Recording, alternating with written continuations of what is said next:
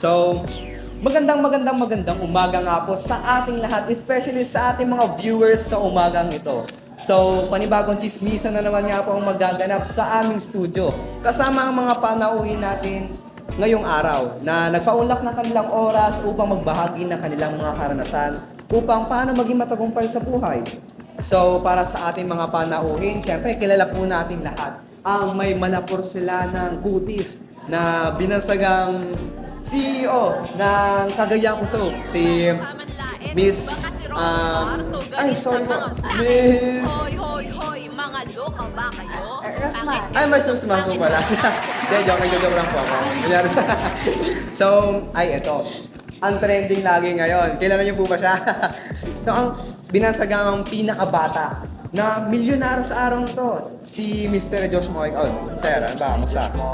Yan mo. Kamusta dyan?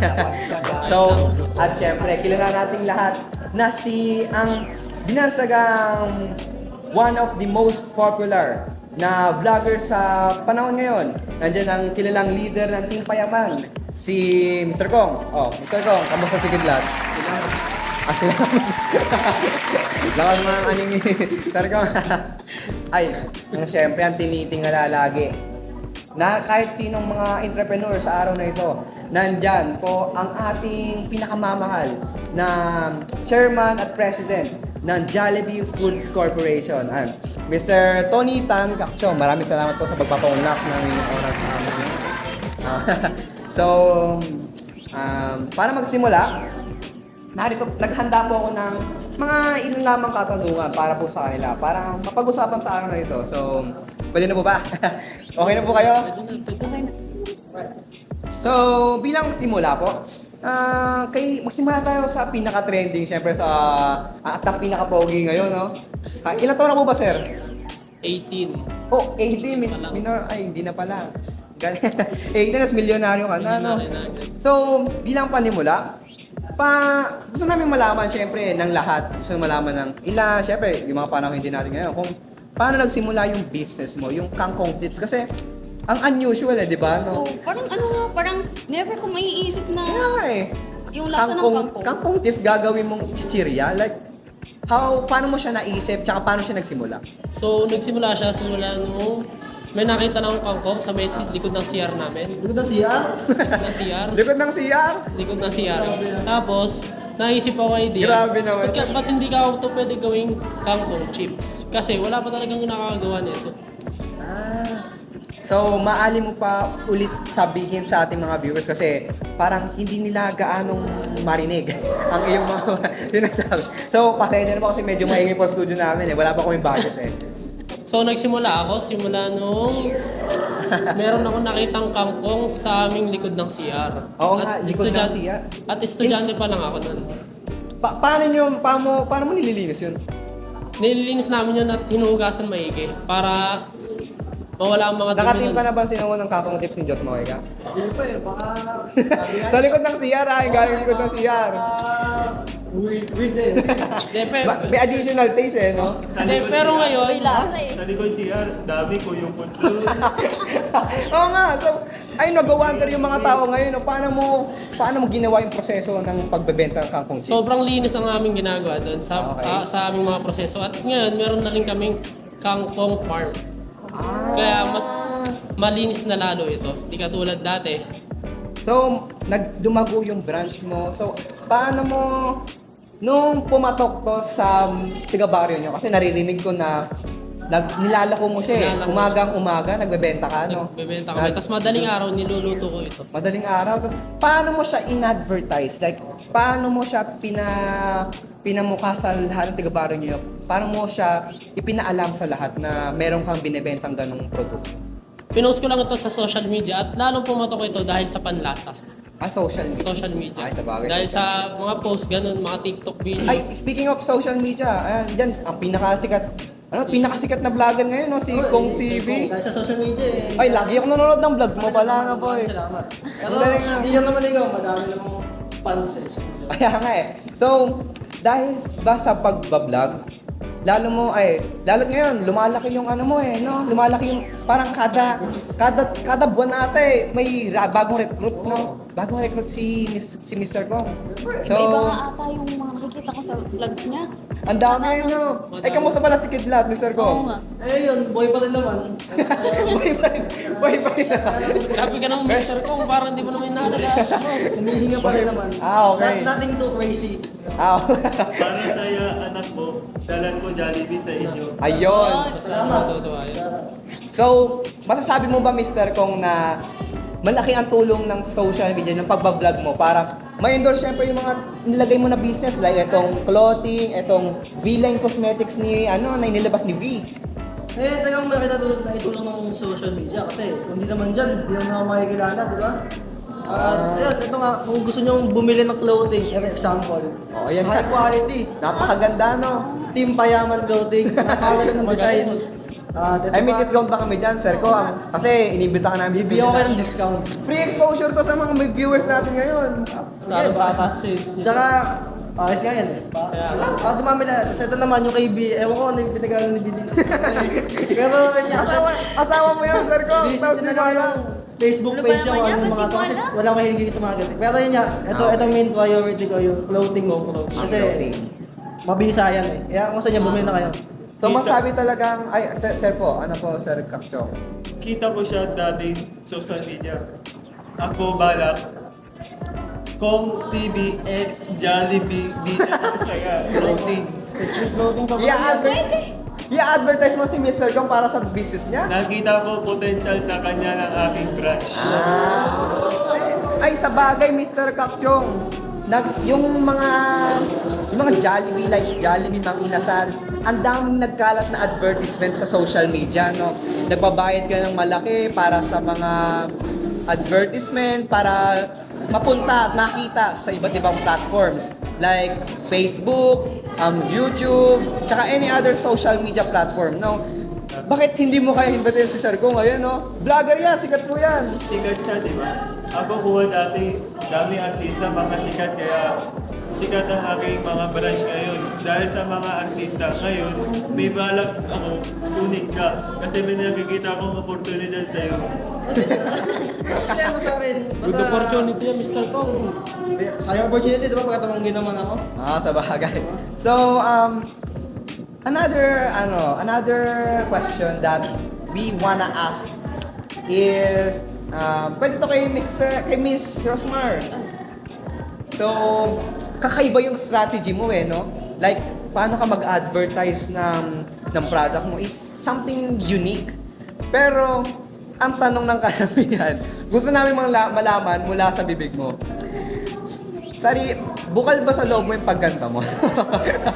Oo naman, kasi doon ako nakilala ng tao. Okay. Doon ako nag-advertise ng mga, etong aking sabon, yung Kagaya ko soap. Madami diyang mga ibang tao na nakikayat dahil sa pagkanta ko, sa pag-advertise ko. So, pero may tanong po ba kayo sa kanta niya? Sa kanta niya. Oo, kita ko kanta mo sa social media. Di ka ba nahihiya sa iyong boses? Ay, Di ka na mo ba nahiya sa boses ko? Mr. Parang pang-insult Kong, ay, yun, ah. hindi. Dahil doon ako Sabi ko lang kumikita. totoo dito. Doon ako kumikita. Doon sa mas bag. napapalago yung business na nagawa ko. Sa bagay kasi, ang catchy no? Like, pagtatawanan ka, mapag-uusapan ka, magkukos ka ng conversation kasi anong ginagawa ng babaeng to pero hindi nila alam. Nagkakaroon ka ng exposure, no? So, na-advertise mo yung products mo. So, Oo naman. what a great strategy, no? Gusto nga nila yung kanta ko na ow, ow! Ay, pwede mo masampulan kami ng kanta Galing ni nyo? Miss Rosmar. Sa kanta na lang na ito, kay Josh Ano mo pa kanta yung Smorga? Ako, hindi ko kabisado yun Ay, di ba sa kanta mo yun, di ba kabisado? Kaya nga Hindi, yung tayo yung kangkong, chips kay Josh Mojica. Hindi, kay Miss Rosmar muna. Talagang hindi ko muna... Alam niyo po ba yung Mr. Kakchong? Yung kanta po ni Josh Mojica o kaya ni Naririnig ko lang yung kay Rosmar kasi Ano yun? napagtitripan ko Ang pangit ng kanta Hindi mo ba pasado sa advertisement nyo? Sa Jollibee? Babagsak mo bang sa isyan? Pambabagsak kasi tahol-tahol, aw-aw-aw eh, sabi. Ay, hindi. Pero, ang galing po talaga. Bilib po ako sa naisip nyo na gano'n. So, to proceed po, narito kay Mr. Kakchong. Kadalasan controversial yung mga usapin na, syempre, dumating na nga ang makabodernong panahon. So, lahat nagre-rely na sa social media, lahat nagre-rely sa technology. So, ano yung kadalasan na problema na nahaharap nyo in terms of your business pag gumagamit kayo ng social media? Nakikita ko sa social media, sa ibang branches ko, dami reklamo sa online orders. Kasi ang ino-order nila minsan, Coke at burger, ang dumadating Sunday at burger lang. Napapalitan.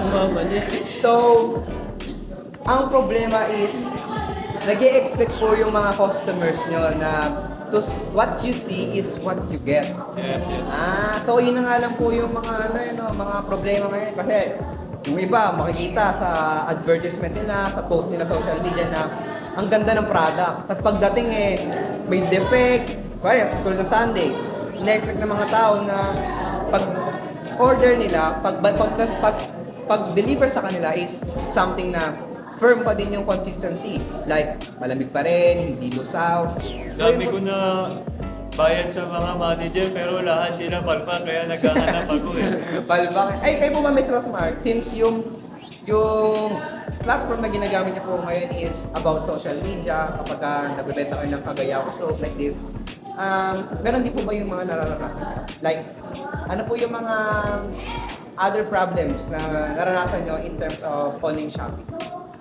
Nararanasan ko siguro ngayon, yung panahon natin ngayon, pambabash, yung pambabash yung naano sa akin. Ay, ayos lang, kumikita naman ako sa kanila. Ay, marami po bang nag-aano sa inyo, nagka-cancel order? Pagkano po ba nakakasakit ng ulo, no? Kasi parang you need to prepare that order tapos biglang cancel. Oo, masakit sa ulo talaga yun. Pinag-prepare mo, kunyari, nag-hakot-hakot order sila sa live, Yeah. tapos biglang ika-cancel. Oo nga. Wala. Wala talaga. So, you need to, make a solution for that, like, what you see is what you get. Like, talaga yung magiging pangahawakan ng mga online series ngayon natin. Ganun talaga sa mundo ng business. Okay, maraming salamat po. Sa bagay, ang dami ko nalalaman ngayon na kasi ako po, hindi na po ako nag-business. Like, ito lang po mga viewers ko lang po akong pinagkakitaan. So,